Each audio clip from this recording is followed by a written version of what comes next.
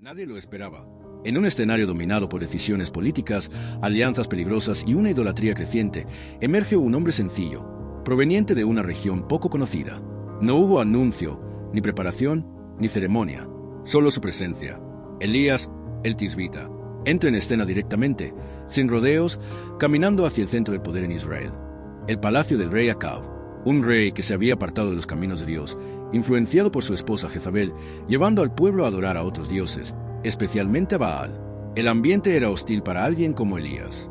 Pero él no duda. Ante el rey, sin mostrar temor, pronuncia palabras que cambiarían por completo el destino de aquella nación. No era una opinión, no era un consejo, era una sentencia. Vive Jehová, Dios de Israel, en cuya presencia estoy, que en estos años no habrá rocío ni lluvia, sino por mi palabra. Aquellas palabras no eran comunes.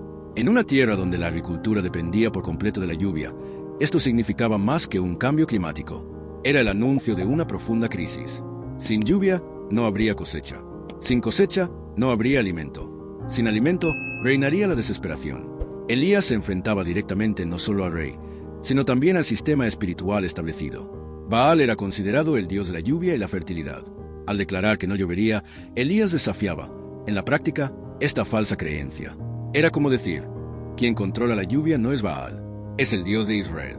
La audacia de aquel momento es difícil de medir. Un hombre, aparentemente solo, frente a un rey poderoso, en un entorno dominado por la oposición. Sin embargo, hablando con absoluta autoridad, sin alzar la voz, sin discutir, sin negociar, simplemente declarando. Y luego, se marcha, sin más explicaciones, sin esperar respuesta, sin intentar convencer a nadie. Cumplió su misión en ese instante. Pero el impacto de esas palabras comenzaría a sentirse poco a poco. El cielo se cerraría, la tierra comenzaría a secarse, e Israel entraría en un periodo que revelaría algo mucho más profundo que una simple falta de lluvia. Era el comienzo de una confrontación, no solo entre un profeta y un rey, sino entre el Dios verdadero y todo lo que había usurpado su lugar. Tras pronunciar aquella poderosa palabra ante el rey, Elías no se quedó allí esperando las consecuencias. Dios ya tenía un plan para protegerlo y sostenerlo durante aquel difícil momento que comenzaba. La guía fue clara. Debía marcharse, alejarse, ir a un lugar apartado, lejos de la mirada de Acab y cualquier amenaza.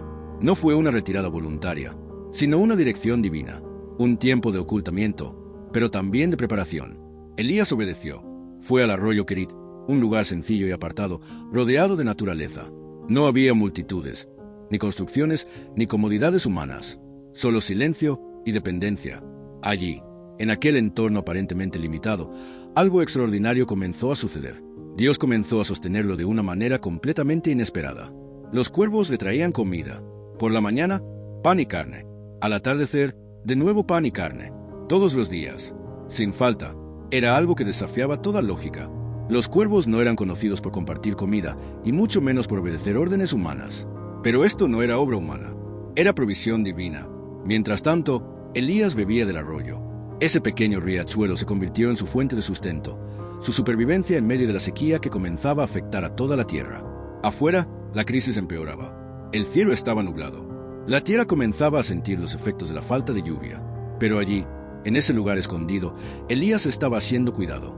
Esto revela algo profundo. Incluso cuando Dios permite tiempos difíciles, no abandona a quienes siguen su guía. Elías se encontraba en medio de una situación de escasez. Pero, al mismo tiempo, vivía una experiencia diaria de provisión. Cada día era un recordatorio. Dios tenía el control. La falta de lluvia no importaba. Lo que sucedía a su alrededor no importaba. El sustento provenía de una fuente superior. Y quizás lo más importante en ese momento no era solo la comida, sino lo que Elías estaba aprendiendo. Aprendiendo a confiar. Aprendiendo a depender. Aprendiendo que, incluso en la soledad, Dios permanece presente. Aquel lugar no era solo un escondite. Era una escuela. Un tiempo de silencio, donde Dios moldeaba el corazón de un hombre que aún enfrentaría desafíos mucho mayores. Y, mientras el mundo exterior comenzaba a sentir el peso de la sequía, Elías, solo a la orilla de un arroyo, experimentó el cuidado directo de Dios mismo. Pasaron los días, y lo que antes era solo una palabra comenzó a convertirse en una realidad visible. El cielo permaneció nublado. Ni una nube, ni una gota de lluvia. La tierra, poco a poco, comenzó a sentir el peso de esa ausencia. El verde dio paso a la sequedad, los campos perdieron su vitalidad y la vida a su alrededor disminuyó. Elías estaba allí, junto al arroyo Kerit, sustentado sobrenaturalmente. Cada día llegaba comida. Cada día había agua disponible. Pero entonces algo comenzó a cambiar. El nivel del agua comenzó a bajar. Lentamente, casi imperceptiblemente al principio. El arroyo, que antes fluía con naturalidad, ahora mostraba signos de debilidad. Las orillas quedaron más expuestas. El sonido del agua disminuyó, hasta que llegó el momento inevitable. El arroyo se secó, completamente. Aquello que había sido su fuente de agua ya no existía. Y este detalle es muy significativo, porque fue Dios mismo quien lo vio hasta allí. Fue Dios quien lo sostuvo en ese lugar. Pero ahora, el mismo paisaje que antes representaba provisión ya no ofrecía nada. Elías se encontró ante una nueva realidad. Sin agua, sin recursos naturales, sin un plan propio. Una vez más, necesitaba esperar. Una vez más, necesitaba escuchar. Una vez más, necesitaba depender. Esto revela algo profundo sobre caminar con Dios. El lugar donde fuimos sostenidos ayer no siempre será el mismo lugar donde seremos sostenidos mañana. El cuidado continúa, pero la dirección puede cambiar. Elías podría haber intentado quedarse allí. Podría haber insistido en ese lugar por seguridad, por costumbre, por aferrarse a lo que antes había funcionado. Pero ya no había vida en ese arroyo. Y cuando la fuente se seca, de nada sirve insistir. Es necesario buscar la siguiente dirección. Ese momento no se trataba solo de la falta de agua. Se trataba de confianza. Confiaba en que, así como Dios lo había guiado hasta allí, también lo guiaría al siguiente paso. Elías no se desesperó. No se alejó sin rumbo. Esperó, porque sabía que la misma voz que lo había enviado volvería a hablar. Y allí, en aquel paisaje árido, donde antes había agua y ahora reinaba el silencio, Elías se preparaba para un nuevo nivel de dependencia. Ya no de un lugar, sino directamente de Dios. Porque, al final, el arroyo nunca fue la verdadera fuente. La fuente siempre fue Dios. Y cuando eso se hace evidente, incluso en la escasez, hay seguridad. Y el siguiente paso estaba a punto de revelarse. Cuando el arroyo se secó, no hubo duda. Era hora de seguir adelante. Elías no tenía mapa, ni reservas ocultas, ni garantías humanas. Solo contaba con la guía de Dios. Y llegó la nueva orden. Debía ir a Sarepta, una región fuera de Israel, en territorio extranjero. Y allí, algo sorprendente se dijo. Una viuda lo sustentaría. Una viuda, en medio de la hambruna. Eso ya parecía improbable. Pero Elías no lo cuestionó. Partió. El viaje no fue fácil. La sequía ya había afectado todo su alrededor. El camino estaba marcado por el polvo, el calor y señales de escasez por doquier. Cuando finalmente llegó a la entrada de la ciudad, vio una escena que parecía confirmar la desesperada situación. Una mujer, sola, recogiendo leña. Elías se acercó y le hizo una simple petición, que le trajera agua. Incluso en medio de la crisis, ella fue a ayudarlo. Pero antes de que ella se marchara, él añadió algo más. Ella también pidió un trozo de pan. Fue en ese momento cuando la realidad de aquella mujer se reveló.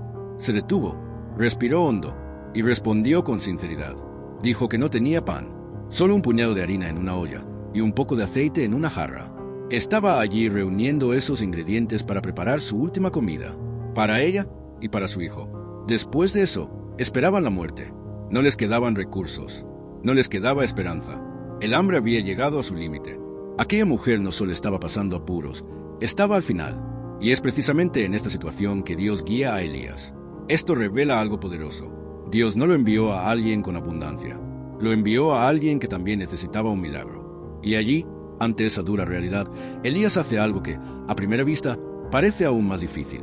Le pide que confíe.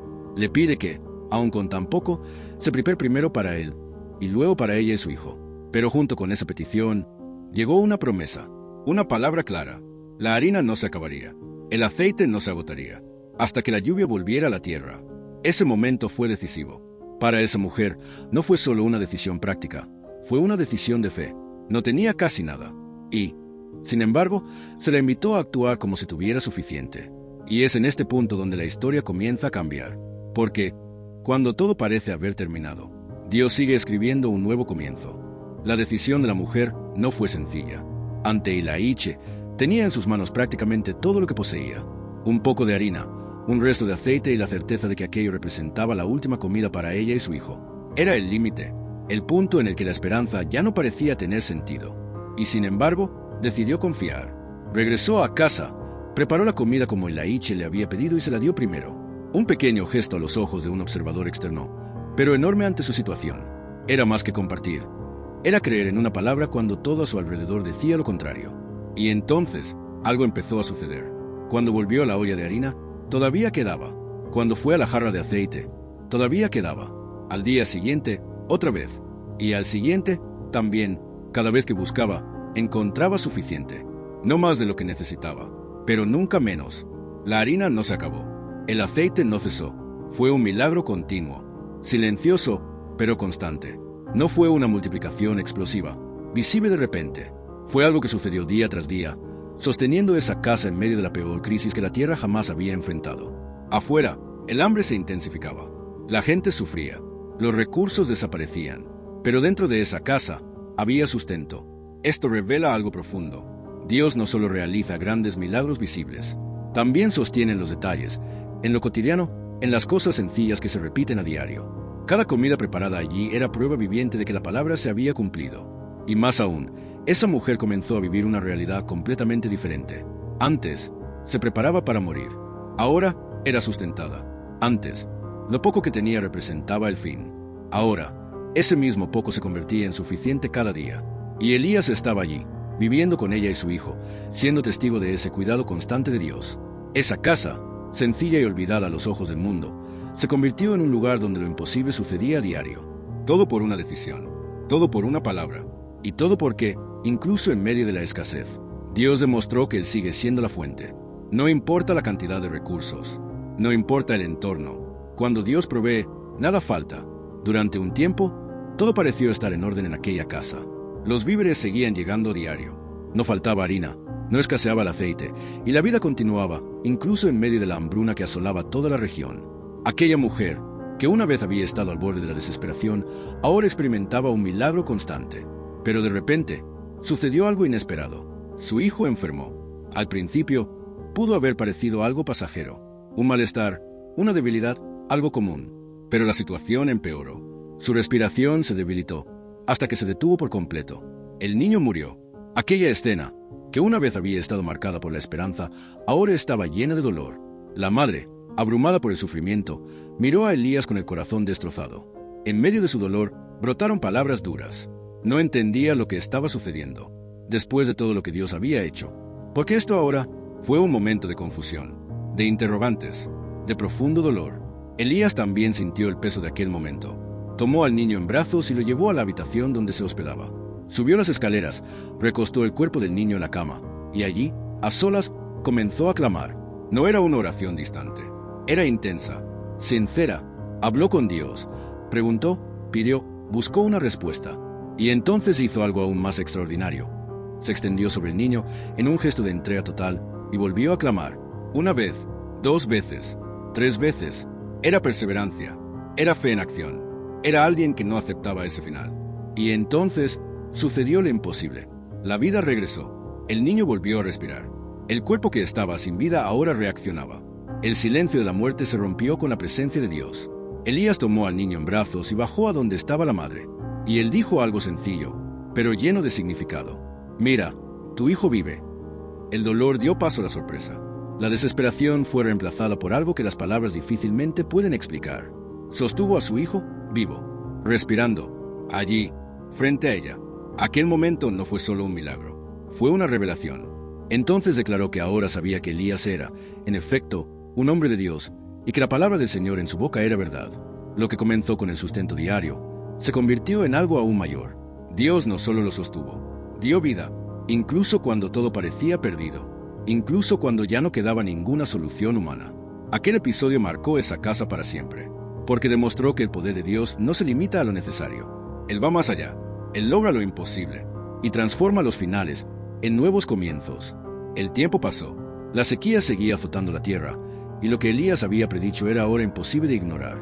La tierra estaba agrietada, los campos improductivos, los animales debilitados. El hambre avanzaba y la desesperación comenzaba a apoderarse de todo el pueblo. Los días se convirtieron en meses, los meses en años, y, durante todo este tiempo, el cielo permaneció cerrado, sin lluvia, sin señales de cambio. Pero entonces, después de mucho tiempo, la voz de Dios volvió a oírse, y esta vez, con una nueva indicación. Elías debía abandonar el lugar donde estaba y presentarse ante el rey Acab. Era una orden directa. Regresar al centro del conflicto, enfrentarse de nuevo a quien representaba el poder en Israel.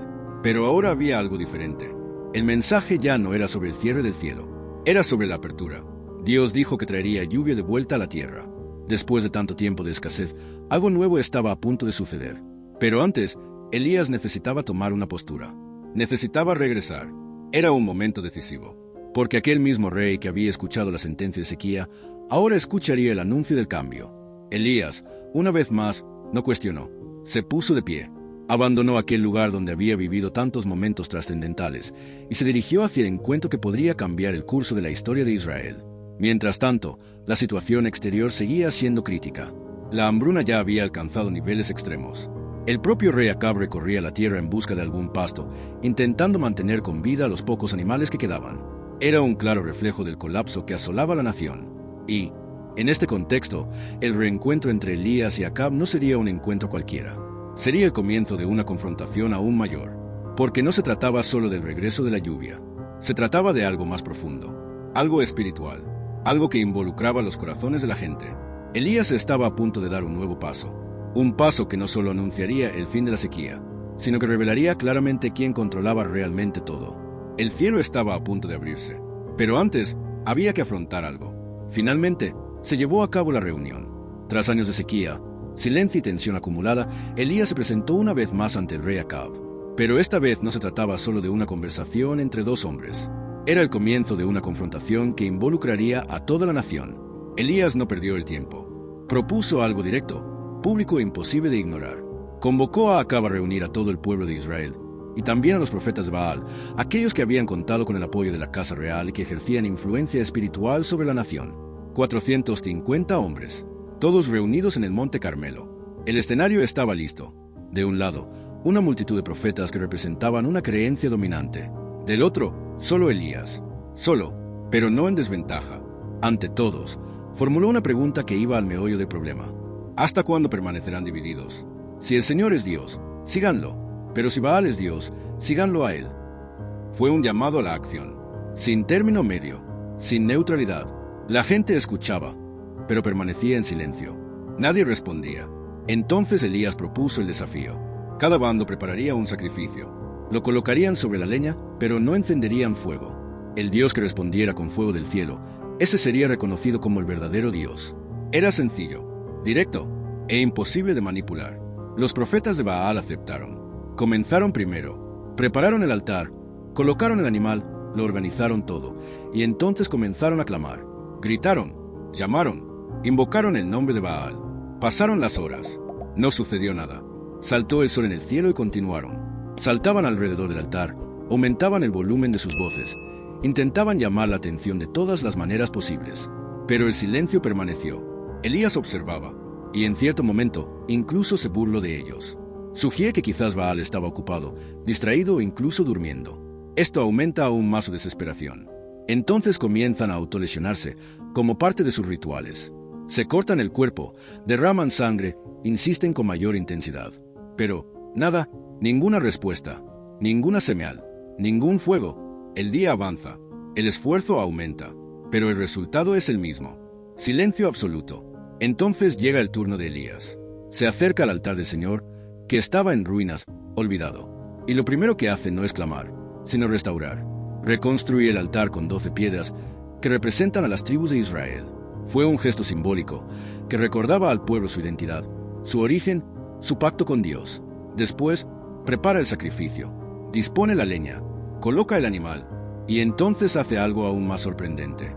Pidió que se derramara agua sobre el altar, no una sola vez, sino varias veces, hasta que todo quedó completamente empapado. El agua fluía alrededor, llenando la zanja que rodeaba el altar. Todo estaba mojado. Allí no había posibilidad de que se encendiera fuego de forma natural. Y entonces oró, sin gritar, sin alarde, sin repetir. Una oración sencilla, directa y clara, pidiendo a Dios que se revelara, para que la gente supiera quién era el verdadero Dios. Y ese momento lo cambiaría todo.